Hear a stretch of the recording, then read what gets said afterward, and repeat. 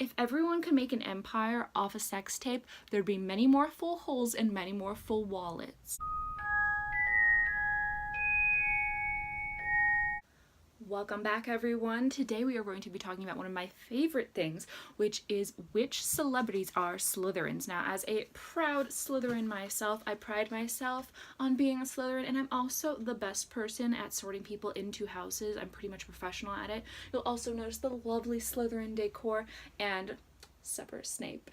Before we get started, be sure to subscribe because I put out new videos every single week, and it helps me a whole bunch. Now, let's get to the action. So first things first, let's clarify what being a Slytherin means, because no, it does not just mean, oh, I have bleached blonde hair. Oh, I hate everybody. Oh, I'm a snotty-nosed brat. That is not what being a Slytherin means. It means you're loyal, you're cunning, and you're ambitious, among many other things like, oh, I don't know, being the second smartest person in your class like Draco Malfoy was. Did we forget about that? And also, loyalty doesn't mean that you just hate everybody else. It means, hey, these are my dudes. I'm gonna, just hang out with them and defend them if someone's trying to come for them.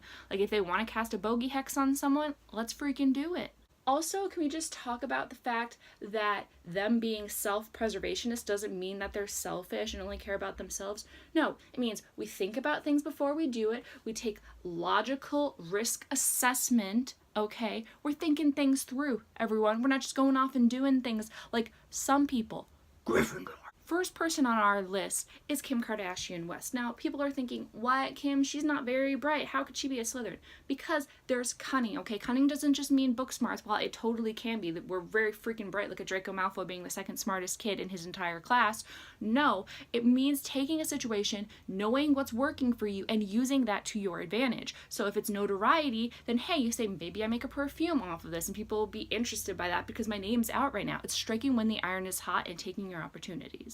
If everyone could make an empire off a sex tape, there'd be many more full holes and many more full wallets. Also, I'll say that not only is she making money and being successful that way, she's using her notoriety and her cunning to manipulate the system to help people. So she's totally changing the prison system. She's getting people out who are in there for nonviolent drug crimes. She's becoming a lawyer, and say what you may about her brains, it is not an easy feat to become a lawyer. She took a bar exam, like a pre-bar exam. She hasn't taken the actual one yet, and got 100%. She's studying all the time, hustling while having kids, taking care of them, and like, I know, she probably has like maids and stuff to help her. And also running an empire with perfume, makeup, clothing, appearances. Like, that's a lot to take on, and also doing good for the world. Yeah, so Slytherins do good stuff sometimes. We also just make some coin on the side. So our next person on the list is Ariana Grande. Now, you might have seen this one coming. We've seen pictures of her in Slytherin merch.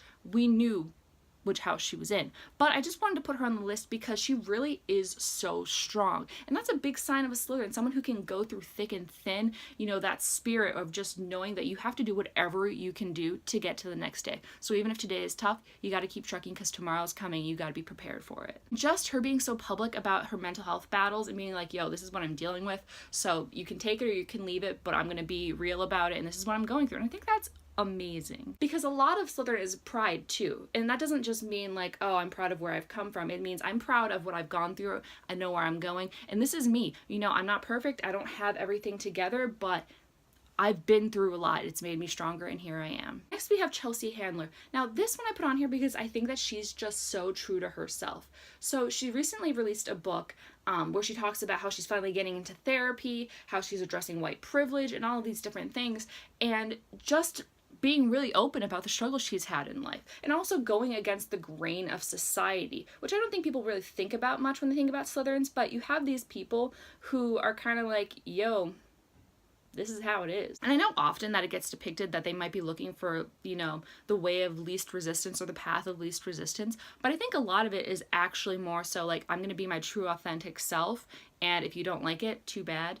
Because you have to think about that. The Slytherins had a really bad rap in the books. Now, obviously, we don't know how that would apply to all situations, but imagine being the house that's ostracized because everyone sees you as Death Eaters and that you hate everybody. There's no way that everyone in that house was bad, and yet they had to go along and be so tough and be like, yo, I've got this bad rap, but I still need to be here to get my studies in, hopefully make some friends and make a difference. You're telling me that there weren't probably employers out there who didn't want a Slytherin because they thought that they were going to be a bad, unethical employee? Probably. Now, that's not to say there aren't advantages. I'm sure that there are some pureblood hirers who'd be like, oh yeah, we definitely want a Slytherin. But I'm just saying that there's two sides to every story. Next, we have Chrissy Teigen. Now, with her, not only is she incredibly ambitious with her cooking line and her cooking books. Like, she has not only books, but she has a line of like pottery and utensils and all this different stuff, and Queen is just killing it. You're taking a person who like struggled to become a model, because people say that that's like not a hard job, but it's incredibly hard to break into that industry. She then went from that and just grew this entire empire. So that's boom. Ambition. Then you have cunning. She's incredibly witty. She's very quick. Now, obviously, there's times when like posts will go around where she like has a brain fart. Like, obviously everyone does. But when she's on Twitter, she's coming back to those clapbacks. She's calling people out on their garbage, and she's basically just being like a warrior for brains and sass. Like, she calls out people who are doing bad things and doesn't let them just get away with that, which I don't think people think about when they're talking about Slytherins much, because they're like, oh, they like cheating the system.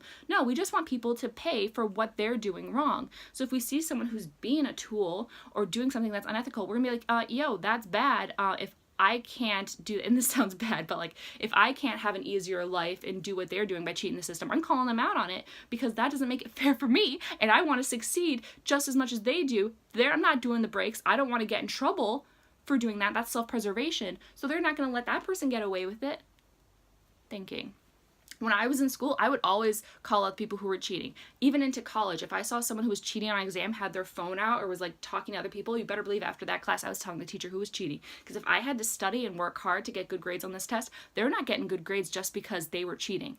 F that. Next person we have is Emma Thompson. Now, I think that she's so great because not only is she brilliant, she's performed in a lot of Shakespeare. Shakespeare is incredibly hard to memorize. As an actress, I can tell you that verse and putting feeling and thought into those things you're saying, which a lot of people don't understand Shakespeare, so let alone to memorize those difficult verses as well as making it sound like something that people can actually process, is incredibly difficult. Not to mention that just in general, she doesn't take any let's just say poop from anyone, and I think that's a really cool thing, because a lot of people don't talk about that Slytherins are confident.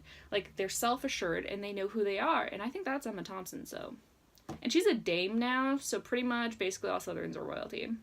Next, we have Eva Green. So if you don't know who she is, she's from Miss Peregrine's School for Peculiar Children.